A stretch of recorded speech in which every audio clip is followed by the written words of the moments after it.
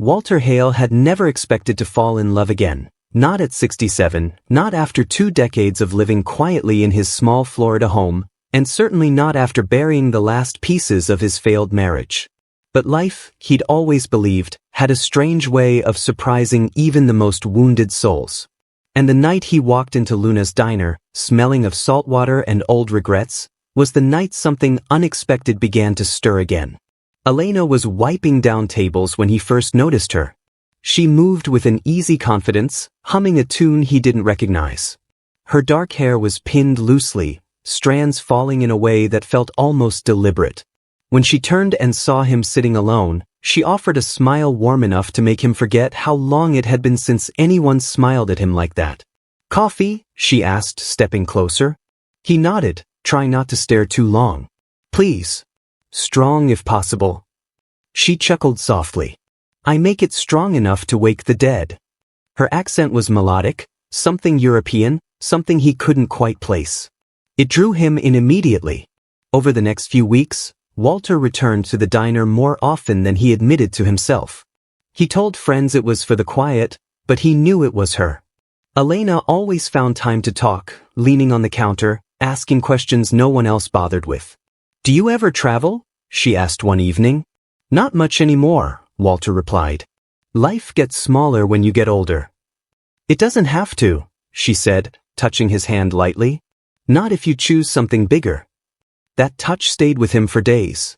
The romance grew fast, too fast for a man used to slow steps. Elena began joining him for morning walks and late-night conversations.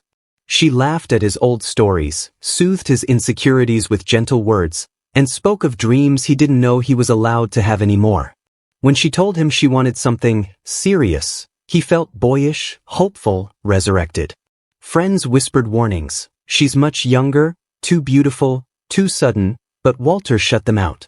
Love, he told himself, didn't obey rules or timelines. The day he proposed, it wasn't planned. They were walking near the dock, the ocean wind tangling her hair, and she leaned into him with a softness that cracked something open inside him. "Walter," she murmured, "you make me feel safe."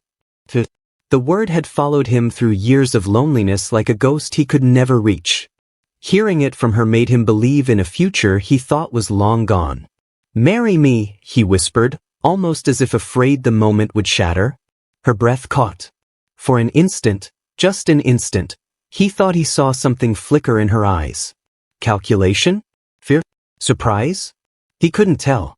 But then she smiled, radiant and sudden, and the doubt vanished. "Yes," she said. "Of course yes." They married quietly, a courthouse ceremony followed by promises spoken with trembling hands. Walter felt reborn, repaired, chosen. When Elena suggested a honeymoon in Miami, a city she said she'd always dreamed of, Walter agreed instantly. He believed it would seal their happiness, give them a memory untouched by the pain of the past. As they packed their suitcases, he caught her turning away quickly, phone pressed to her ear. Her voice was hushed, urgent. "Sí, tranquilo. I'll handle it. He won't ask anything." Walter paused. "Everything okay?" Elena smiled too quickly. "Just family. Nothing important." He believed her. He wanted to. The night before they left, Walter stood on the porch, feeling a strange weight settle in his chest, hope mixed with something unnamed. The kind of feeling that warns a man he's walking into a future he cannot undo. Miami awaited. So did the truth. Miami greeted them with warm wind, neon lights, and the restless hum of a city that never slept. For Walter, everything felt dreamlike, like stepping into the life he'd always watched other people have. The pastel hotels, the scent of citrus drifting from open bars, the sound of laughter spilling onto the streets, it all felt new, alive, vibrant. He kept glancing at Elena, hoping to see the same wonder reflected in her eyes. But she seemed preoccupied. Their first evening together, they walked along the shoreline, her hand loosely in his. The water glowed under the moonlight, each wave catching the reflection of distant skyscrapers. Walter tried to talk about their future, places they could visit, things they could build together, but Elena kept checking her phone. Every few minutes, it buzzed. And every time, she stepped away to answer it. Walter tried to ignore it. He'd spent his life trying not to be jealous, not to be suspicious. Age had taught him that mistrust corrodes everything it touches.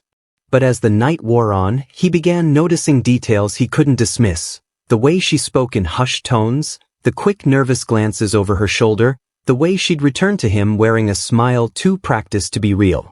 "Everything all right?" he finally asked. "Work," she said, waving the phone. "My cousin needs help with some documents." "At this hour?" She kissed his cheek. "Miami never sleeps. Neither does paperwork." He forced a laugh, but something inside him tightened. Later, they visited a rooftop bar overlooking the city. Music pulsed through the air, lights painted patterns across Elena's skin, and yet she seemed distant, as if her attention stretched toward some invisible horizon. The bartender, a tattooed man polishing glasses behind the counter, leaned closer to Walter as Elena stepped away to answer yet another call. "She's a beauty," he said quietly. "Dangerous, though." Walter frowned. "You know her?" The bartender studied him for a moment before shaking his head. "Not personally, but I've seen her here. A few times. Never with the same guy." A chill slid down Walter's spine. "You must be mistaken." "Maybe." The bartender shrugged. "Miami's big. But watch your heart, old man. Some people come to this city to start over. Others come to finish something." Walter wanted to tell him he was wrong. He wanted to defend Elena. But when he turned, she was standing at the far end of the bar, her back to him, whispering into her phone. Her shoulders were tense, her free hand twisting a strand of her hair in a way that looked more anxious than affectionate. He took a slow breath. Maybe she was homesick. Maybe the marriage was overwhelming her. Maybe these calls were nothing. But doubt had a way of sinking roots deeper than reason. That night, back at the hotel, Elena slipped into the shower without a word. Walter sat on the edge of the bed, staring at the glowing screen of her abandoned phone. Messages popped up, notifications with names he didn't recognize. He didn't open them. He couldn't. Instead, he whispered to himself, "Trust her, you have to trust her." But his voice trembled. When Elena emerged, wrapped in a towel, she kissed him softly. "Let's enjoy Miami, okay? No stress. No worries." He nodded, though his stomach churned with questions. The next day, she insisted on sightseeing without him. She claimed she needed time to shop for a surprise. Walter watched from the hotel balcony as she stepped into a rideshare car, phone already pressed against her ear. He followed her. Not intentionally. At least, that's what he told himself. He simply wandered the streets near the hotel until he caught a glimpse of her entering a beachfront bar, one buzzing with music, populated by younger crowds. Through the window, he saw her sit close to a man he didn't recognize. Their heads nearly touched as they spoke. Elena laughed, a soft, intimate laugh he had never heard from her before. Walter's heartbeat stuttered.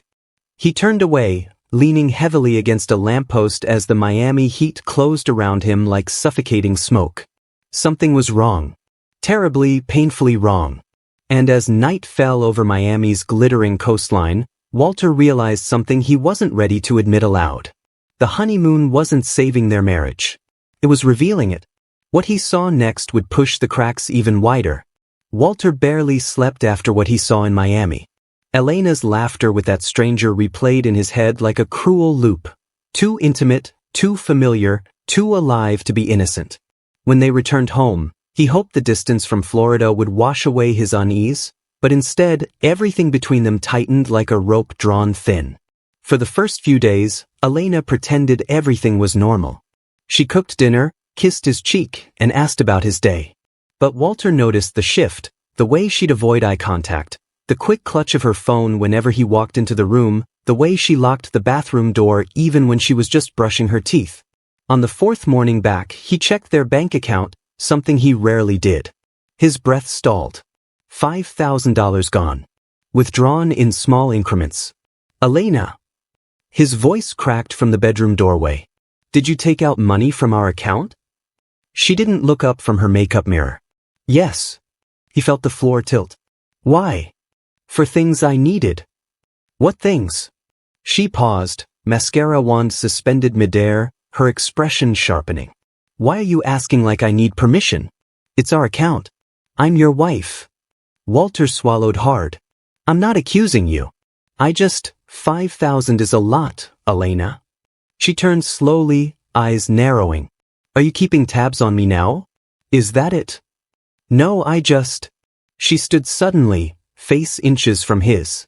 I married you, Walter. I left everything behind for you. And you're interrogating me over a little money? Pathetic. Her words were daggers, quiet, precise, deliberate. Walter stepped back, wounded. I'm not trying to fight. Good, she said, brushing past him. Because I won't be controlled. For the rest of the day, she barely spoke to him. By evening, the silence turned heavier.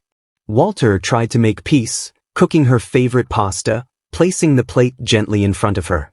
She didn't touch it. Finally, he whispered, Elena, I feel like you're slipping away from me. She stared at him with cold clarity. Maybe you should have thought about that before you treated me like some thief. I didn't mean. You never mean anything. Her tone was icy. But your insecurities are exhausting. I can't breathe around you. The words stung deeper than he expected. He felt old. Unwanted. And then she added the one line that broke something inside him. You weren't what I wanted, Walter. But you were convenient. The room went silent, cruel, suffocating silence. Walter sat down slowly, his chest tightening. Convenient? What does that mean? It means, she said, grabbing her purse, I made a choice that made sense. You were stable. That's it. She walked toward the door. Where are you going? He asked, voice trembling. Out, she said. And don't wait up. The door slammed, rattling the picture frames. Walter sat alone, the untouched dinner cooling in front of him. He pressed his hands against his face, trying to breathe, trying not to break. Her words echoed in his skull, convenient, easy, stable, as if she were stripping away every piece of dignity he had left. Hours passed. Walter paced the living room, glancing at the clock, at the window, at the silent phone. When Elena finally returned after midnight, she smelled of alcohol and an unfamiliar cologne. Did you have a good time? He whispered. She didn't answer.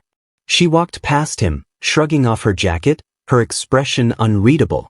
Walter wanted to ask where she'd been, who she was with, why she was destroying the one thing he thought they shared. But fear held his tongue, the fear of hearing more truth than he could withstand. The next morning, he found her phone lying on the counter while she showered. For the first time in his life, he reached for it. He didn't open her messages. He didn't get the chance. The moment he picked it up, a new text flashed on the screen. Tell him soon. We need to move forward. Walter froze. His breath left him in a cold rush. Move forward with what? And with who? His hands began to shake, the phone slipping slightly from his grip. The shower turned off. Elena hummed softly, too calmly. Walter realized he needed answers. He also knew he had no idea how dark those answers would be. And the clues were just beginning. Walter didn't sleep the night he saw that message. Tell him soon. We need to move forward. It gnawed at him like a parasite burrowing deeper into every thought. By morning, he was jittery, exhausted, and desperate for clarity. Elena moved around the house humming as if nothing had happened, her calmness making him feel unhinged. When she left for work, he sat at the kitchen table staring at her tablet. She often used it to watch cooking videos, browse recipes, or chat with her family overseas. It wasn't locked. It never had been. But today, the thought of opening it felt like crossing a line he couldn't uncross. Still, her cold words echoed inside him. You were convenient, and his hand moved before his conscience could stop it. He powered the tablet on. At first, everything seemed ordinary. Apps neatly arranged, bright wallpaper of them in Miami, Elena hugging him from behind. But something about that photo felt different now. Her smile, too posed. Her eyes, looking at something off camera. Walter opened her gallery. Dozens of folders appeared, trips, recipes, notes. One folder sat near the bottom, its name plain, Files. It wasn't suspicious on its own, but something about it tugged at him. He clicked it. The screen filled with images, some blurry, some startlingly clear. And in nearly every one of them, a man stood beside Elena. A man Walter had never seen before. Dark hair, sharp jawline, a confident smirk. Younger. Stronger. The kind of man who made Walter's insecurities roar to life. In one photo, the man's arm wrapped around Elena's waist, their bodies pressed close under dim restaurant lights. In another, she kissed his cheek while he held a drink, grinning triumphantly. One picture showed them at the same Miami bar Walter had spotted her entering, dated just a week before the wedding. Walter felt as if someone had struck him in the chest. His breath shattered. "Who is he?" he whispered into the quiet kitchen. His hands trembled as he clicked through more photos, screenshots of messages too blurred for him to read, but the tone was unmistakable. Affection, intimacy, secrets. He swallowed hard. Then he opened the videos. The first clip was only a few seconds long. Elena laughing breathlessly, the mystery man's voice telling her, "Come here, baby." She obeyed, camera shaking as they embraced. Walter slammed the tablet shut, heart pounding, eyes burning. The room spun around him. Was she cheating before the wedding? Was she cheating during? Was the honeymoon nothing but a cover? Questions surged like a rising tide he couldn't escape. At noon, Elena walked in, dropping her purse on the counter. "Why are you home? I thought you were running errands." Walter stared at her, but the words wouldn't leave his throat. He felt like a man drowning while the one person who could save him was calmly watching. "You look pale," she said, pouring herself water. "Did something happen?" He tried to speak. "Elena, who is?" His voice cracked and died. She raised a brow. "Who is what?" He shook his head slowly. "Nothing. Forget it." She studied him for a moment, suspicion flickering in her eyes. "If you're starting again with your paranoia?" "I'm not," he whispered. He was afraid.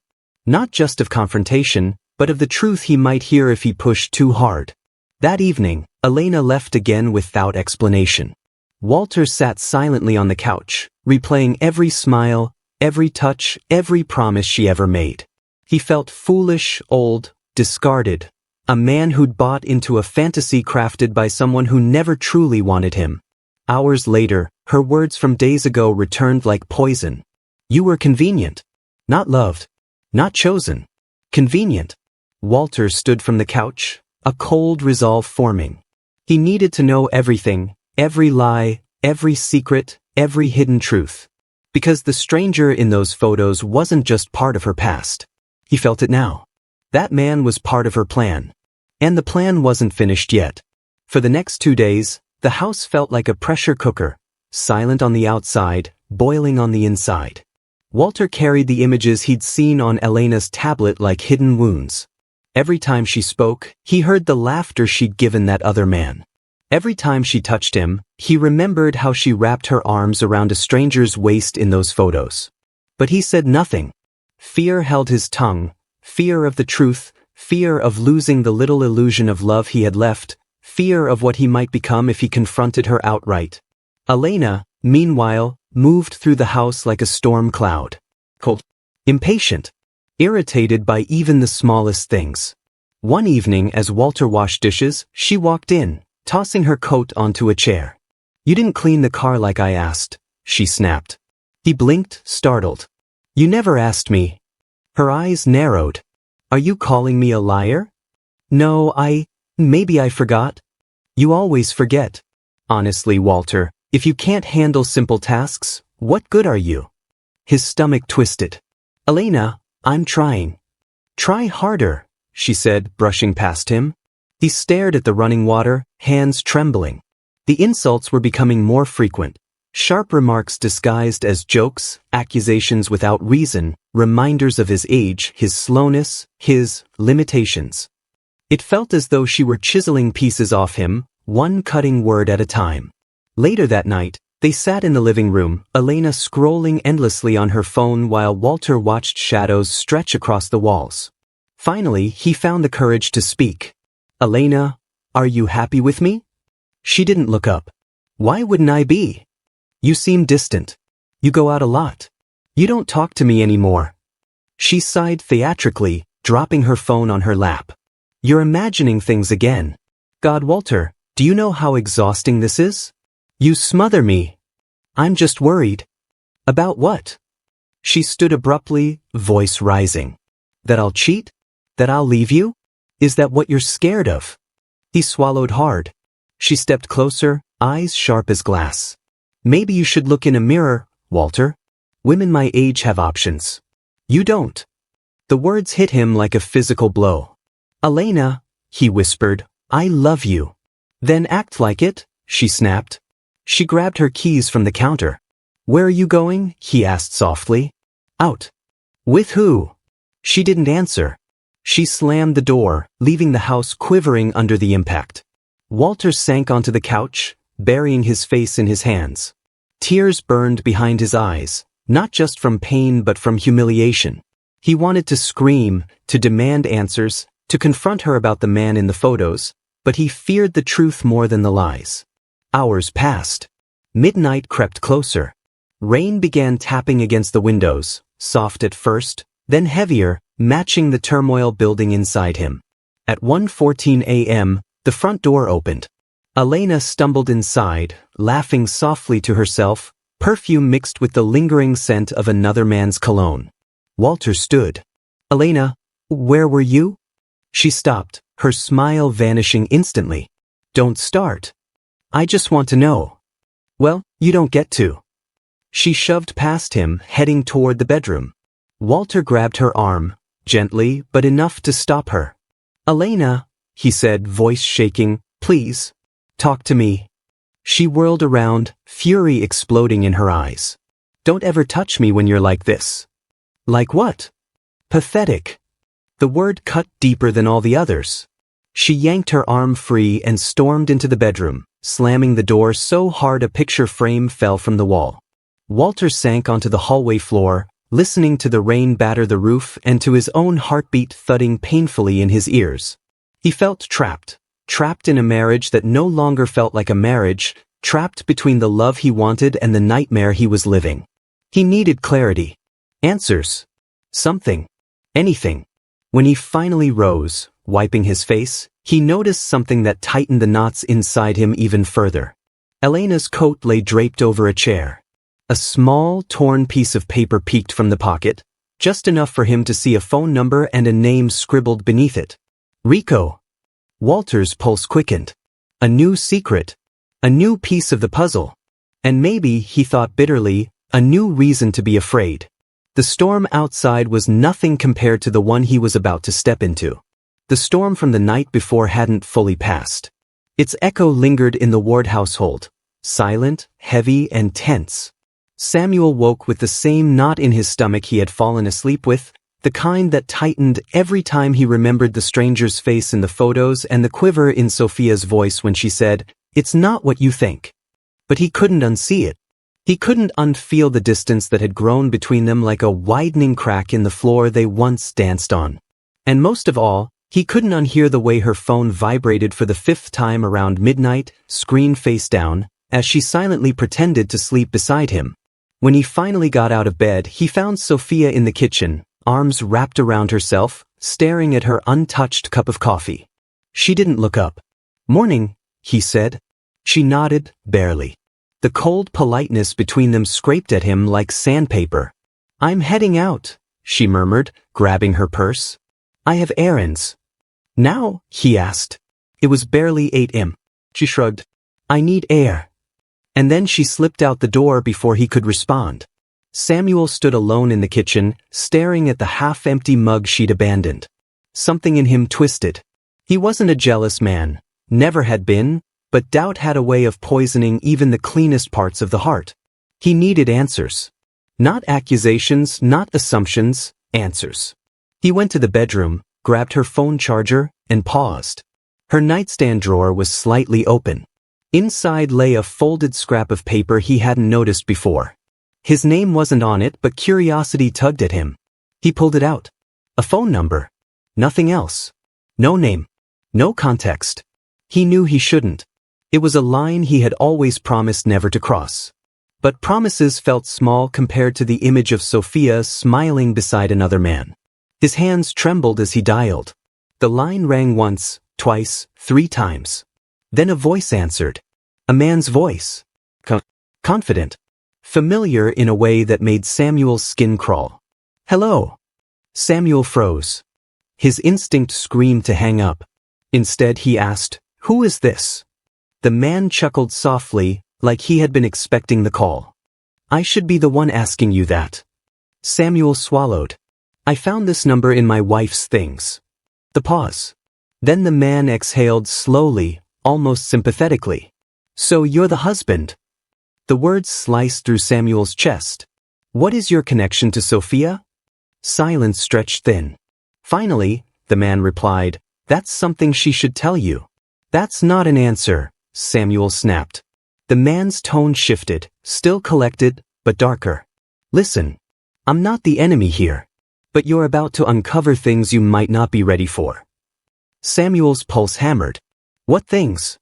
"You'll know soon enough. She's making choices you can't control." "What choices?" Samuel demanded. The man didn't elaborate. Instead, he said, "Tell her I called. She'll understand." Before Samuel could respond, the line went dead. Samuel stared at the phone, his throat tight. His heart pounded with a mix of fear and fury. The stranger's cryptic words replayed in his mind, twisting into possibilities he didn't want to imagine. She was making choices. He wasn't ready for the truth. She would understand. He felt suddenly small in his own home. When Sophia returned 2 hours later, she found Samuel sitting at the kitchen table, her phone number slipped between his fingers. She froze, eyes widening as she recognized it. "Where did you get that?" she whispered. "You left it in your drawer," he said. "And I called him." Her face drained of color. Samuel leaned forward. "Sophia, who is he?" The silence that followed felt like the moment before lightning hits.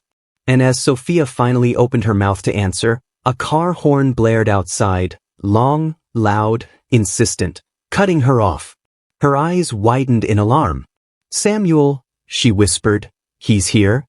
The blaring horn outside shattered the stillness of the room, slicing through the air with a sense of urgency that Samuel couldn't ignore.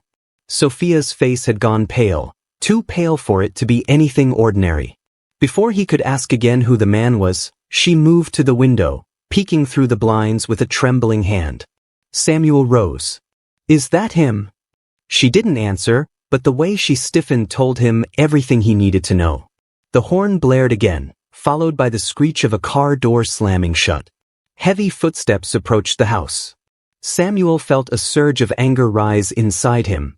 This stranger had spoken in riddles, invaded his marriage, and now he was standing at his doorstep like he owned the ground beneath it. Sophia turned to him, panic spreading across her features. "Please, don't do anything reckless." "Then tell me what's going on," he said, voice shaking. "Tell me why he's here." But before she could speak, the knock came, 3 hard, impatient thuds that echoed through the walls. Samuel pushed past her and opened the door. The man from the photos stood there. Dark hair. Steady eyes. A presence that felt too self-assured, like he had already calculated every possible outcome of this moment. He looked nothing like an accidental acquaintance. Nothing like a harmless friend. And everything like the danger Samuel had tried so hard not to imagine. "Samuel," the man said calmly. "We need to talk." Sophia stepped behind her husband, but the stranger shook his head. "No. Not in there. Not where it's safe for lies." Samuel clenched his jaw. "You talk here." The man's gaze hardened. "If you want the truth, meet me outside. Alone." Sophia grabbed Samuel's arm. "Don't go." But something in the man's voice, cold, confident, certain, made Samuel realize he wasn't leaving without answers. He stepped outside and shut the door behind him. The man nodded toward the driveway. "Walk with me." Samuel hesitated but followed. They moved past the sidewalk, past the streetlights, down toward the narrow alley behind the neighborhood, an alley Samuel had never paid attention to until tonight. The walls were close, the ground uneven, and the shadows deep. When they finally stopped, the man turned. "My name is Adrian." Samuel folded his arms. "Then start talking, Adrian." Adrian studied him, like he was measuring how much truth Samuel could handle. I've known Sophia for years. Long before she met you. Samuel felt something cold creep into his chest. As what? A friend? Adrian shook his head. As someone she depended on. Someone she trusted with the parts of her life she kept hidden. The words stung, sharp and humiliating. What parts? Adrian took a step closer. The parts she was afraid you'd judge. Or destroy. Samuel's confusion twisted into anger. I've done nothing but love her. I know, Adrian said quietly. And that's why I'm here. Because she's trapped between the life she wants and the life she thinks she owes you. Samuel frowned. What is she hiding? Adrian hesitated. For the first time, his confidence wavered. Something she didn't plan to involve you in. But when she realized he followed her here. He. Samuel echoed. Adrian's jaw tightened. There's another man. Not me. Someone worse. Someone who doesn't care who gets hurt. Samuel's pulse hammered. Why should I believe you? Adrian stepped back, pulling something from his pocket. Samuel braced, but it wasn't a weapon. It was a photograph. Crumpled. Taken at night. Sophia stood in a shadowy alley, facing another silhouette. And the silhouette wasn't Adrian. He found her again, Adrian whispered. And he won't stop. Samuel stared at the photo, his world tilting. Before he could speak, Adrian added, tonight wasn't the danger. It was the warning. A chill swept through Samuel's spine. What does he want with my wife? He asked. Adrian's expression darkened. That, he said, is what we need to talk about next. Samuel stared at the photograph as if the image were burning itself into his palms. The alley. The silhouette. Sophia cornered under the dim yellow streetlight like someone awaiting a verdict. Nothing about it looked staged, nothing about it looked harmless, and nothing about it looked like the woman he believed he understood. Adrian didn't rush him. He stood quietly, letting the weight of the moment press down until Samuel finally whispered, Who is he? The man she thought she escaped, Adrian replied. Years before you met her. Samuel swallowed hard. Why didn't she tell me? Because she didn't think you could handle it, Adrian said. Not the truth. Not what that man was capable of. Samuel felt the words hammer against his ribs. He had always prided himself on being patient, calm, a man who never raised his voice unless absolutely necessary. His gentleness had been both his virtue and his curse. Sophia once said it made her feel safe.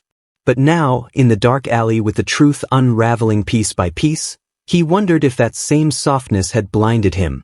He stepped back, breath fogging in the cool night air. I'm her husband. She should have trusted me. Adrian tilted his head. She trusted you with the parts she could bear to say out loud. Not the ones she still can't look in the eye. Samuel felt something inside him crack, quiet, painful, and deep. All those nights he had admired her calmness, her warmth, her easy laughter. How much of it was real, and how much was a mask she wore to keep her past at bay? I need answers, he said. All of them. Adrian nodded slowly. Then you need to hear the truth from her. Not from me. But she won't tell you unless she knows you're ready. Samuel almost laughed. Ready? He felt anything but. His hands were shaking, his mind racing. But beneath it all was a new feeling, one he didn't recognize at first. A heavy, simmering anger he had never allowed himself to feel. A shadow crossed Adrian's face. You're not angry at her. You're angry at the world that made her hide. Samuel wasn't sure he believed that. Part of him was angry at her, angry she had brought him into a life that clearly wasn't meant for someone like him. A life filled with risks, hidden dangers, and men lurking in alleys with histories he wasn't prepared to confront. Why did he follow her here? Samuel asked. Because she left him with something he refuses to give up, Adrian said. And he'd rather burn her life to the ground than lose it. What? Samuel demanded. Money? Secrets? What could she possibly have? Adrian hesitated just long enough to frustrate him. Again, that's her truth to tell. Samuel pressed a hand to his forehead.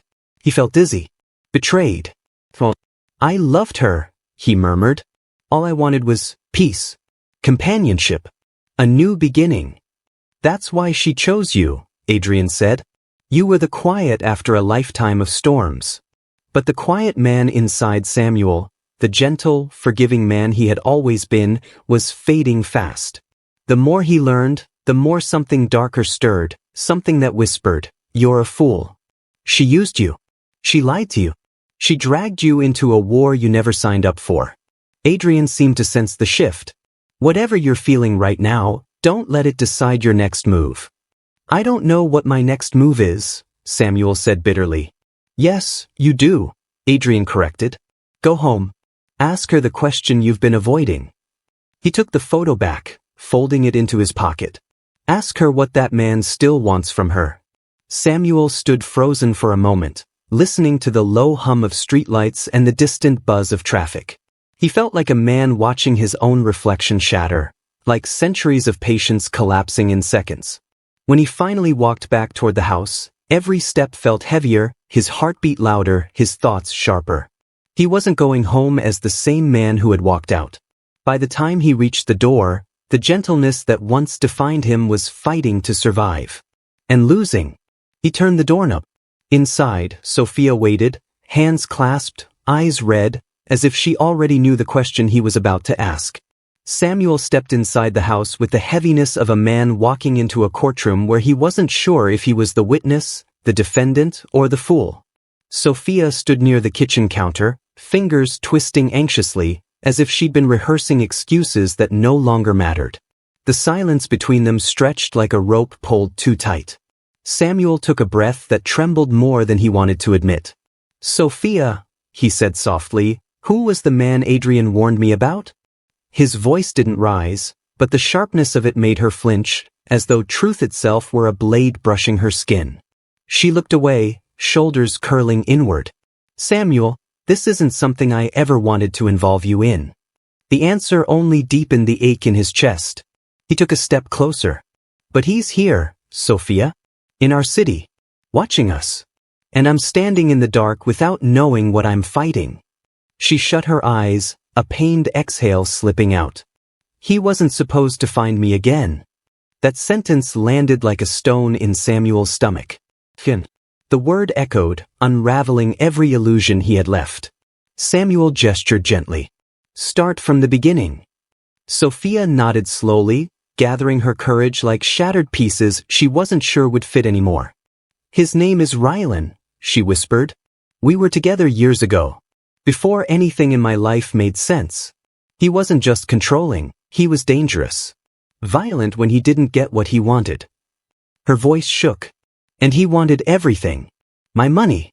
My choices. My future. Samuel felt a cold fury coil inside him. A stranger lurking in shadows was terrifying enough. But a violent past lover? One who still wanted something from her? Sophia continued, voice cracking. When I finally escaped, I changed everything. My address, my friends, even my job. Adrian helped me disappear. I thought I was safe. She wiped her eyes with the back of her hand. But last month I saw him again. In Miami. Watching me from across the street. Samuel's pulse thudded violently. Why didn't you tell me? He asked. Because I didn't want to destroy the peace you gave me, she answered. You were my quiet place. I didn't want to bring a monster into your life. Samuel didn't know whether to feel honored or betrayed. Both emotions warred inside him, twisting tighter with each word she spoke. And tonight? Samuel asked. That horn, was that him? Sophia shook her head. No. But when I heard it for a second I thought it was. I panicked. She moved toward the living room window and pointed outside. I've seen him here. Twice. Samuel felt his throat dry. Here? On our street. Sophia nodded. A man in a black hoodie. Standing under the streetlight. Not moving. Not speaking. Just watching the house. Samuel's heartbeat surged so violently he felt it in his fingertips. Why didn't you tell me that, Sophia? She swallowed. Because every time I think he's gone, he comes back. And I don't know how far he'll go this time. Samuel turned toward the front door, as if expecting the hooded figure to be waiting. What does he want? He asked. Sophia lowered her gaze. Something I should have never taken from him. The words were barely above a whisper, yet they carried enough weight to crack the floor beneath him. Samuel stared at her, trembling with a mix of dread and rising fury. What did you take? Sophia hesitated, tears pooling again. If I tell you, everything changes. Samuel stepped closer, jaw set. Everything already has. Before she could speak, a sudden tap echoed from outside, light, slow, deliberate. Both froze. Sophia's voice dropped to a terrified whisper. He's here. The sun had barely risen over Miami, spilling pale gold across the horizon, when Samuel found himself standing at the edge of the shoreline. Waves lapped lazily at the sand, but the serenity of the morning was an illusion. Blood didn't always announce itself in torrents. Sometimes, it came quietly, like the smear of a memory that refuses to fade.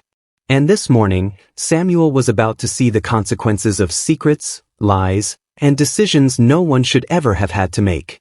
The hotel balcony they'd stayed in during their honeymoon looked out over the water, its glistening reflection a cruel contrast to the events of the night before. Samuel clenched his fists, thinking back to the knock at his door, the dark alley, the black hooded figure, and Sophia's trembling confession. He had thought he was walking into clarity, but instead he had stumbled into a nightmare he couldn't untangle. Sophia appeared behind him, hair wet from a hastily taken shower, her eyes red but sharp. I can't do this, she whispered, her voice breaking like a brittle branch. I wanted to hide everything, Samuel. But now, she trailed off, the sentence unfinished but heavy with meaning. He didn't need her to finish. He already understood. There was someone else, someone dangerous, someone who would go to extremes to reclaim what he believed was his. And Samuel had been pulled directly into the path. You were right to bring me here, Samuel said quietly. If he's here, I need to know. I need to see it with my own eyes. Sophia shook her head. No. It's too late for innocence. Too late for anything. But Samuel ignored her warning. He walked toward the shoreline, each step crunching against sand mixed with shells and debris. The morning air smelled like salt and decay, and something darker, a metallic tang he couldn't place, clung to his senses. Then he saw it.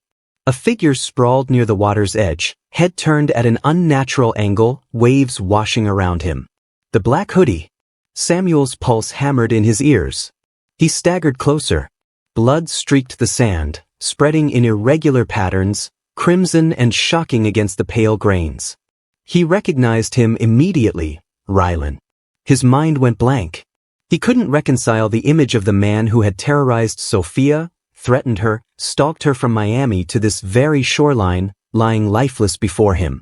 Samuel's hands shook as he crouched, careful not to step in the spreading pool. Sophia appeared beside him, clutching his arm, her lips pressed together in a trembling line. It's not safe, she whispered. He's not the only one. What do you mean? Samuel asked, panic rising. She shook her head. He wasn't alone when he came for me. There's someone else. Someone who'll come for us both. Samuel's stomach dropped. His mind raced through every possible scenario. Rylan's presence, the anonymous threats, Adrian's warnings, they all led to this moment. Blood had spilled, but it hadn't ended. The danger was far from over. Then he noticed the small object beside Rylan's body, a folded envelope, soaked at the edges, partially submerged in sand. He grabbed it with shaking fingers. Inside was a single sheet of paper, smudged but legible. The words made his blood run cold. She has what belongs to me. Do not interfere. Sophia gasped beside him. That's what he wanted, what he still wants. Samuel looked down at the blood-stained sand, the waves licking away the evidence as if trying to wash the sins clean. But he knew nothing would ever be the same. He had crossed a threshold, seen the cost of lies, and realized that love, no matter how gentle, could never shield someone from a predator with patience and malice. The sun climbed higher, casting long shadows on the shoreline, and Samuel made a decision. The past, the secrets, the danger, they were all converging, and he could no longer stay passive. He glanced at Sophia, who was trembling but resolute. "We have to face this," he said. "We can't run anymore. Not from him, not from anyone. Whatever she took, whatever he wants, we face it together." Sophia nodded, her eyes glimmering with fear and determination. "Together," she whispered. The blood on the sand was more than a warning. It was a message. And Samuel knew that the next steps they took could decide who survived and who didn't. As the waves retreated, leaving streaks of crimson behind, a shadow emerged in the distance along the shoreline, watching them, silent and patient. The storm wasn't over. It had only just begun. The storm on Miami's shoreline had not passed. It had merely shifted. Blood had been spilled, warnings had been sent, and yet the danger remained, lingering like a shadow that refused to release its grip. Samuel and Sophia returned to their apartment, drenched from the morning tide and carrying the weight of truths too heavy to ignore. The room felt smaller now, suffocating in its familiarity, the walls closing in with every thought of what they had witnessed. Sophia sank into the couch, hands trembling, and Samuel sank beside her, still clutching the blood-stained envelope. Neither spoke. The quiet was broken only by the distant hum of traffic and the occasional gull that flew overhead, indifferent to human suffering. For a moment, Samuel allowed himself to close his eyes, but the image of Ryland's lifeless body haunted him, burned into his vision with cruel persistence. "She wanted him gone," Samuel whispered finally, voice low, hoarse. "She wanted to be free. And he paid the price." Sophia looked up, eyes glassy, searching his face for something. Sympathy, judgment, understanding. "Samuel," she said softly, "I didn't want this. I never wanted to hurt anyone. But if I didn't act, if I didn't take what was mine, he would have destroyed me." Her hands twisted in her lap. "I begged him for years to let me go. Every time, it was promises, threats, fear. I couldn't live like that anymore." Samuel swallowed hard, trying to process her confession. "And you thought taking control meant this?" He gestured toward the envelope. "Blood, danger, the chance that someone else would die?" Sophia flinched but did not deny it. "I didn't plan it. I didn't want it to end like this. But love isn't always soft, Samuel. Sometimes, it demands desperation. Sometimes, it demands decisions you pray you'll survive." Her voice cracked. "I begged for freedom, and I paid in ways I never imagined."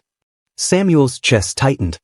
He wanted to comfort her, to cradle her hands and tell her everything would be all right. But he felt fractured himself, a man pushed to the edge of reason, forced to confront not just her secrets but the darkness in the world she had tried to shield him from. He had loved her with a gentleness that left him vulnerable. That same gentleness now felt like a curse. "Did you beg him for your life?" Samuel asked finally. Sophia's eyes widened, and a shiver ran through her. "Every day," she whispered. "I begged him for mercy, for a future where I could choose for myself. And when I finally got it, it cost someone else everything." Samuel leaned back, running a hand through his hair. "And me? Where do I fit in? I thought love meant protection, trust, partnership." She reached for him, grasping his forearm. "You are the reason I still believe in love. You are why I fought to survive, why I dared to take control. But you can't imagine the fear I've carried. You can't imagine the shadows following me every night, the constant reminder that I was never truly safe. I had to act. I had to decide, before it was too late." The words struck Samuel like a tidal wave. He wanted to argue, to tell her that no life was worth sacrificing morality, that love should not demand this kind of price. But he could not. He could only sit there, absorbing the raw, jagged truth of her existence. Minutes passed in silence. Samuel's mind churned, the weight of love, fear, and guilt pressing him to a breaking point. Every heartbeat was a reminder of the choices she had made, and the cost those choices had inflicted. Finally, he whispered, almost to himself, "Begging for love, sometimes it destroys the beggar." Sophia shook her head, tears streaming down her cheeks. "Sometimes," she said softly, "it destroys everything around them too." The room fell into darkness as the sun dipped behind the buildings, casting long shadows across the floor. Samuel stared at the envelope, then at her. They were two people bound by love, fear, and secrets so dangerous they could no longer turn back. And yet, in the quiet, in the shared understanding, something lingered, a fragile, dangerous hope. A hope that love, even in its most broken form, might survive the cost it demanded. Outside, the city continued its indifferent rhythm, unaware that on a small street in Miami, a man and a woman were calculating the price they had already paid and the price they were willing to pay next.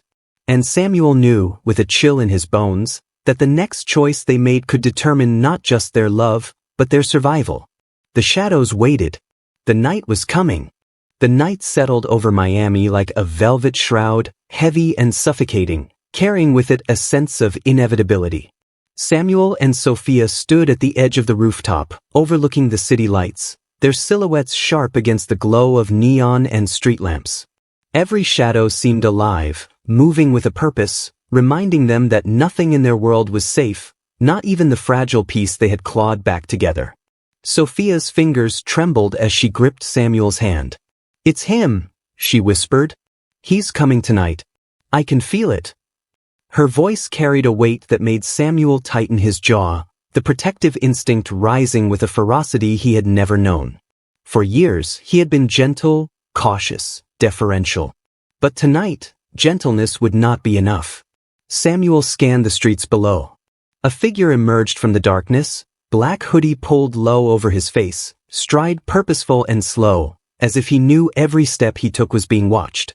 Rylan, or the phantom of the man he had once feared, was back. And this time, there would be no mistakes, no mercy. "Are you ready?" Samuel asked, voice low but steady. Sophia nodded, lips pressed tight. "I don't know if I'll survive. But we can't run anymore. Not from him, not from what we've done." Samuel's pulse raced. He led her down the stairwell, each echoing step a countdown to confrontation. The elevator doors opened with a mechanical sigh, and they emerged into the street. The city seemed unnaturally still, as if the world itself had held its breath. Rylan stopped a few feet away, hands in his pockets, head tilting slightly. "You shouldn't have come out," he said, voice smooth, almost amused. Samuel stepped forward. "No, you shouldn't have followed her. Not again. Not like this." Rylan's eyes gleamed beneath the hoodie. "She belongs to me. Always has.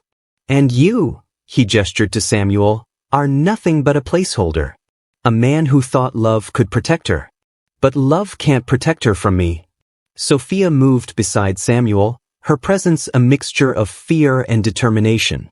"You don't own me," she said, voice steady despite the tremor in her hands. "You lost that right years ago." Rylan laughed softly.